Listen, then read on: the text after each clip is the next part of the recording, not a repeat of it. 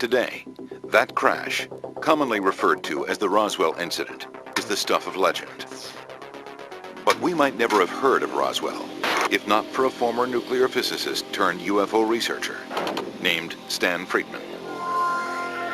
After spending nearly 30 years investigating the incident, hunting down dozens of key witnesses and scores of top-secret documents, Friedman is convinced that the U.S. government is covering up a UFO crash.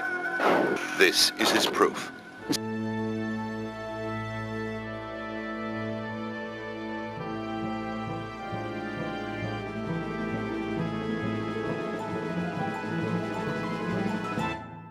It begins in 1978, when after giving a lecture on UFOs, someone casually asks if he's ever met former military intelligence officer Jesse Marcel.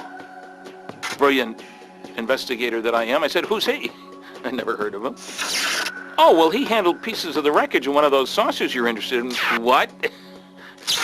Friedman tracks down Marcel in Louisiana and first hears the fantastic tale about the day Marcel helped recover a real alien spaceship. There were just fragments strewn all over the area, an area about 3/4 of a mile long and several hundred feet wide. So, Jesse tells me his story was in newspapers around the world, but he doesn't remember the exact date. And he tells me how they took the wreckage to Fort Worth, Texas, and he was told not to say anything. Friedman checks with the local Roswell paper, and sure enough, there it is.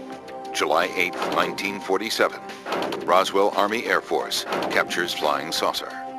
It was a big sensational thing. Front page headlines, not just the Roswell Daily Record, which is kind of a small paper, but in the West Coast papers, Los Angeles Herald Express, huge paper, and so forth. But there's a follow-up story, too. One day later, a report from the U.S. military that the wreckage isn't a crashed UFO after all. It's pieces of a downed weather balloon. But now, 30 years later, here's Marcel telling Friedman the balloon story is false, part of a cover-up by the U.S. government. One thing I was certain of, being familiar with all our activities, that it was not a weather balloon, nor an aircraft, nor a missile. It was something else of which we didn't know what it was. In the weeks leading up to the Roswell incident, the country is gripped by UFO fever after a commercial pilot reports seeing 9 strange objects flying over Washington state.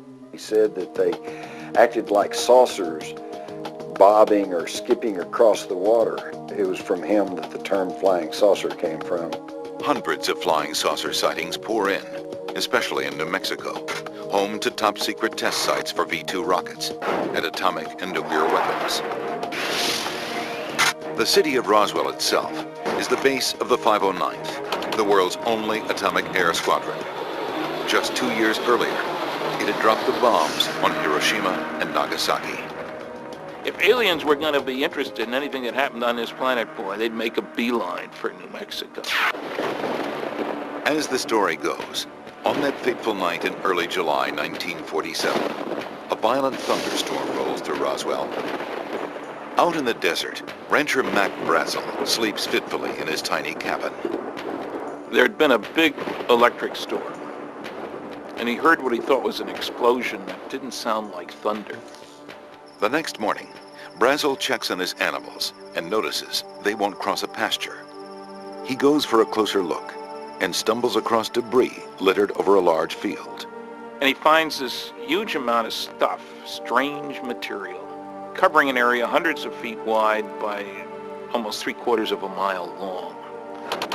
The material is odd, lightweight, but incredibly strong. Brazel carries a few pieces to his neighbor's ranch. Kind of a tan, light brown plastic. Brazel mentions other debris, items covered with strange writing. He said the writing wasn't like Japanese writing, but it was, I imagine, more like hieroglyphics or something like that. The strangest material looks like aluminum foil, but with a weird ability to return to its original shape. If you picked it up and folded it, it would unfold. And if you folded it several times, it would still unfold. And you couldn't tear it.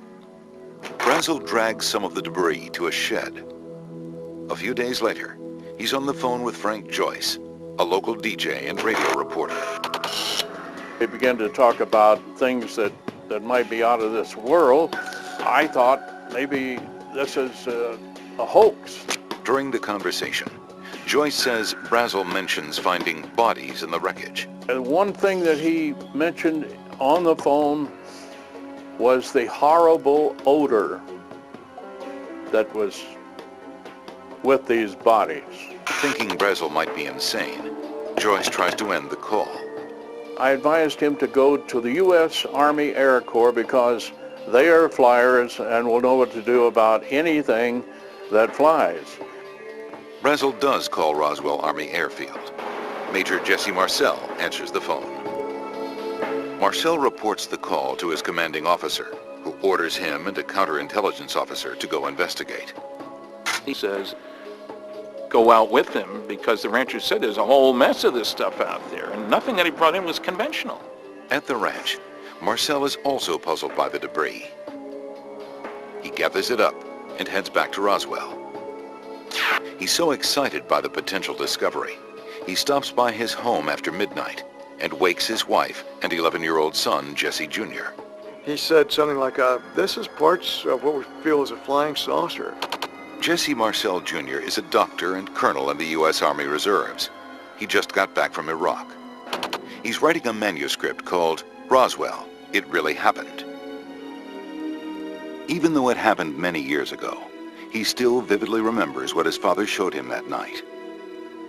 I picked up the material and I noticed it had a very strange quality to it. It was very light. I didn't try to bend it or tear it, but I just kind of looked at it and just kind of wondered what this was. Marcel's father continues on to the base to report his findings to his superiors. The next morning, the base commander orders the public information officer to write a press release about the incident. He gave me exactly what he wanted in the press release, that we had in our possession a flying disc. The story hits the airwaves, creating an instant sensation. Headline edition, July 8, 1947. The Army Air Forces has announced that a flying disc has been found and is now in the possession of the Army. But almost as quickly begins what appears to be a government cover-up. From the time that story came out, I felt that someone somewhere was trying to stop every last word of this story. News of the mysterious crashed disc puts the world's focus on Roswell, New Mexico. This was too good to be true. We couldn't really believe a story like this, that it really was authentic. But within hours of those first shocking reports comes a flurry of high-level military interest, strange shipments to other air bases, and fear. For people like Major Jesse Marcel, it's the beginning of a conspiracy to cover up what really happened at Roswell. Marcel is ordered to escort the wreckage, first to Fort Worth Army Air Field in Texas, and then on to Wright Airfield in Ohio. Why Wright Field? That's where captured enemy equipment normally went. Wright Air Development Center is there, and they take things apart and find out how they're made. In Hangar 84 at Roswell Army Air Field, the wreckage is boxed up and loaded onto a B-29 airplane.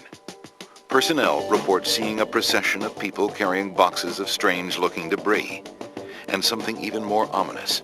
Another flight, this one carrying bodies. The bodies were taken to the hospital first.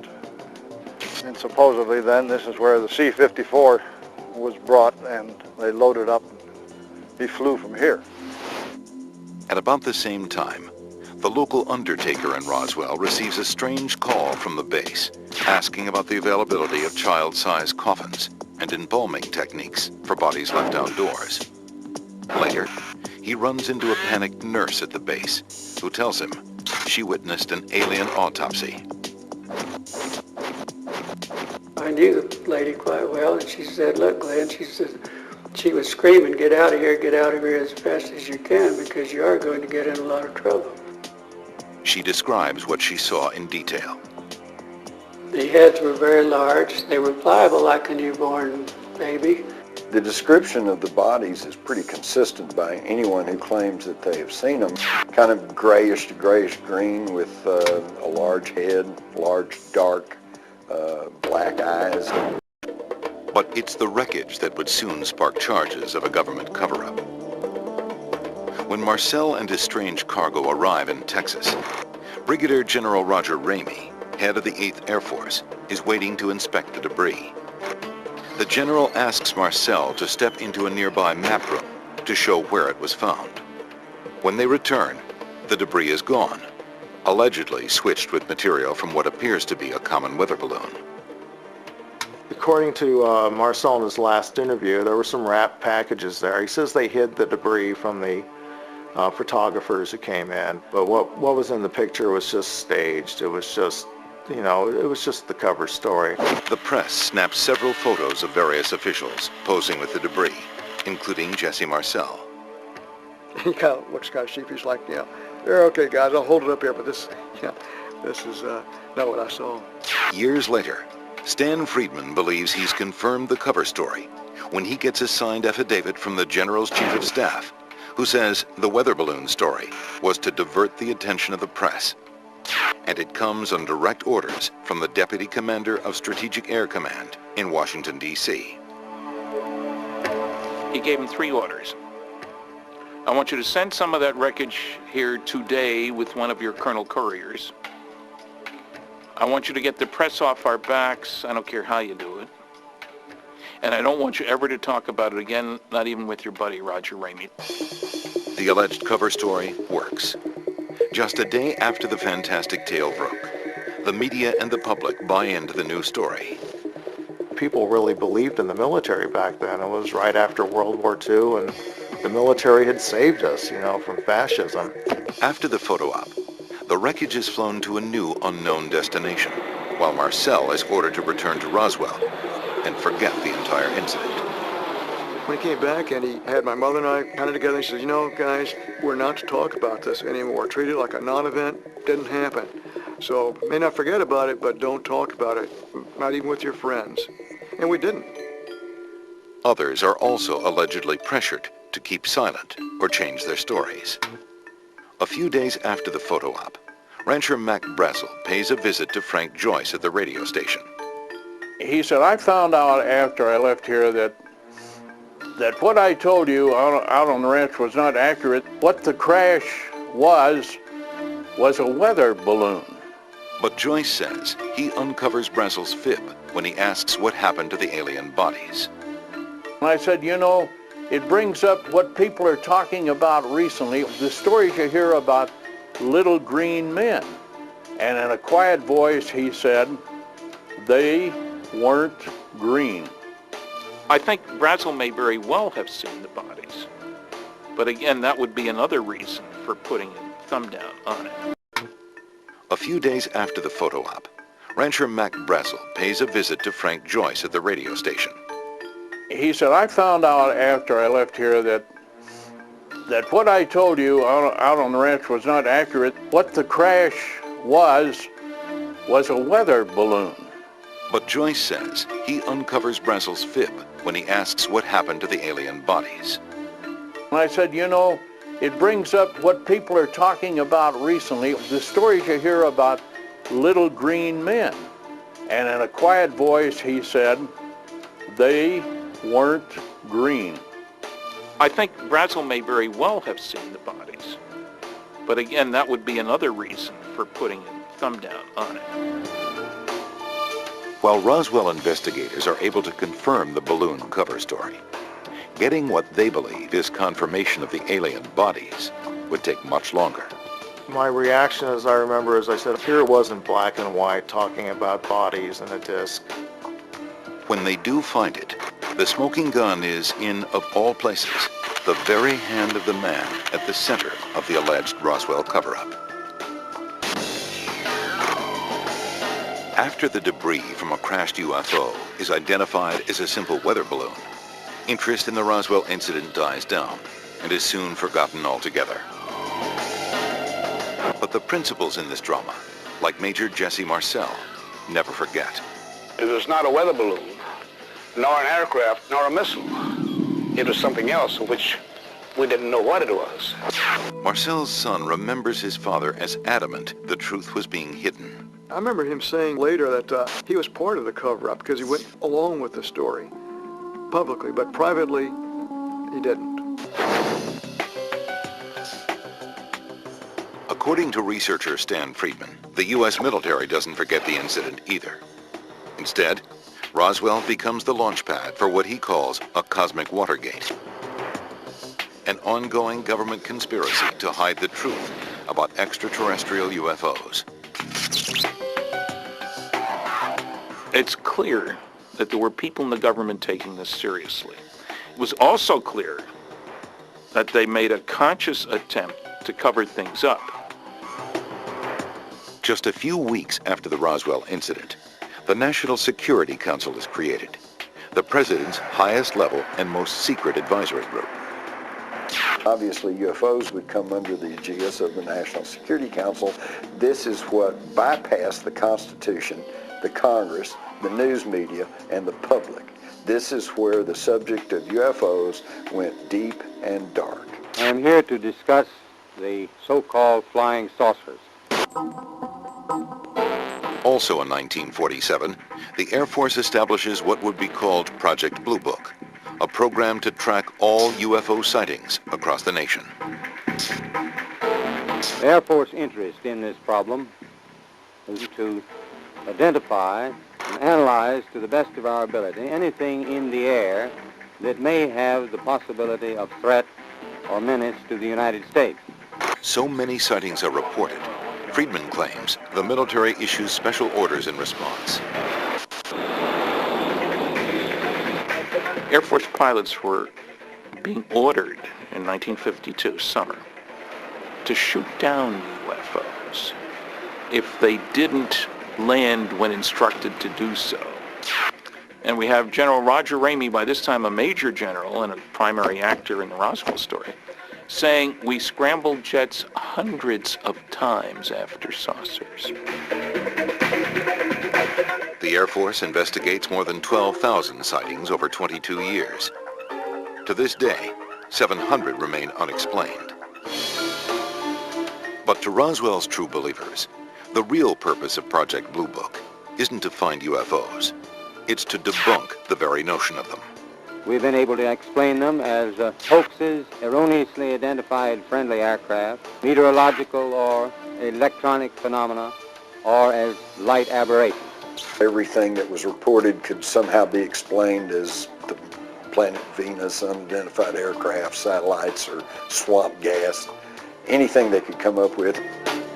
Project Blue Book is shelved in 1969 after the Air Force decides UFOs pose no threat to national security.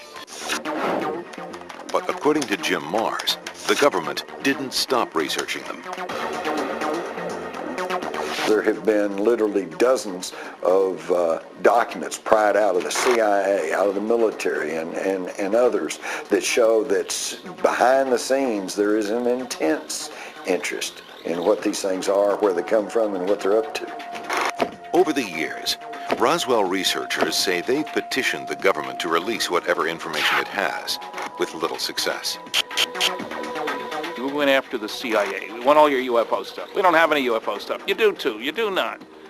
We argue. We go to court. The judge says do a search. They come back. Oh, gee, we found 900 pages of UFO materials. They said they had none. Even when documents are released, such as this affidavit from the National Security Agency, they're often highly censored. Eventually, we got it. The only trouble is it's about 80% blacked out. But why would the government hide what it knows about UFOs, and especially the Roswell incident? Friedman believes it's because the alien bodies are hidden away in secret government laboratories, and the wreckage is being studied for scientific advancements. For proof, he points to the revolutionary aircraft developed in the past 6 decades. Here's our fastest manned craft, the Apollo Command Module, and it looks like a flying saucer. Secret laboratories, engineering wonders. It seems unbelievable, unless you believe there really was an alien crash landing in Roswell. David Rudiak says he has proof of that. It's this 1947 photograph. This is one of 7 photos known to have been taken in the office of General Roger Ramey. The photograph is from the day the U.S. military identified the Roswell debris as nothing more than a weather balloon. In it, Ramey is kneeling beside the debris, clutching a piece of paper. Seems pretty unremarkable, until you look closer. The real prize is what Ramey is holding in his hand right here. And you can see as you zoom in that there's writing on this paper. Using a digital photo scanner to enlarge and enhance the document, Rudiak says he can make out the words that prove there was an alien spacecraft. This was a brand new use of the word disk. The flying saucers or flying disks, and the terminology had been around for less than 2 weeks, and so the newspapers, for example, often enclose the word disk in quotes. Then, in the same paragraph, a shocker. The real key to this message is this word right here, which the initial group identified as being the word victims. Rudiak deciphers more of the paragraph. They had the victims, they were going to ship them, I believe, to the chief medical officer at Fort Worth. And when it's all strung together, Rudiak believes the document is nothing short of a bombshell. They'd found a disc, they'd found victims, they were shipping the victims out, and then they were going to cover it up. So is it all really true? The debris, the victims, the cover-up. Is this the long-awaited proof that an alien spacecraft did crash outside Roswell? The U.S. government has looked at the same evidence and come to a much different conclusion. Doesn't sound very classified to me. You don't let highly classified things just float down in the desert where your enemies, spies, can look at them. And the basic materials used in Mogul, like paper-backed foil, would never be confused for an alien spacecraft. You can go down to the grocery store and buy a Hershey bar, and what it's wrapped in is the exact same material that the radar targets are made from. So nobody would have been mystified by this. And then there are the famous photographs. Jesse Marcel Jr. insists the material in the picture is not what he saw. But it was not the same. It's not at all. Roswell researchers say there's one explanation. The government switched the debris. And they believe there have been other suspicious doings as well. Jim Mars points to this 1995 GAO report.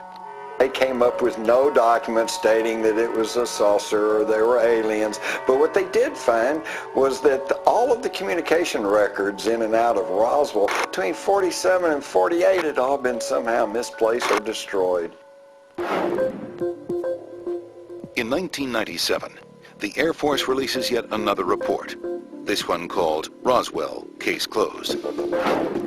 Air Force officials hope this will explain once and for all any doubts about alien bodies. Bodies observed in the New Mexico desert were probably test dummies that were carried aloft by U.S. Air Force high-altitude balloons for scientific research. But there's a problem with this explanation. Air Force records show that test dummies weren't used until 1953, 6 years after the crash at Roswell. Colonel, how do you square the UFO enthusiasts saying that they're talking about 1947, but you're talking about dummies used in the 50s, almost a decade later? Well, I'm afraid that's a problem that we have with time compression. I don't know what they saw in 47, but I think over a period of time they began to lose exactly when the date was. And there were lots of dummies dropped. Well, obviously not all the dummies crashed at Roswell. So is it really case closed when it comes to Roswell and UFOs?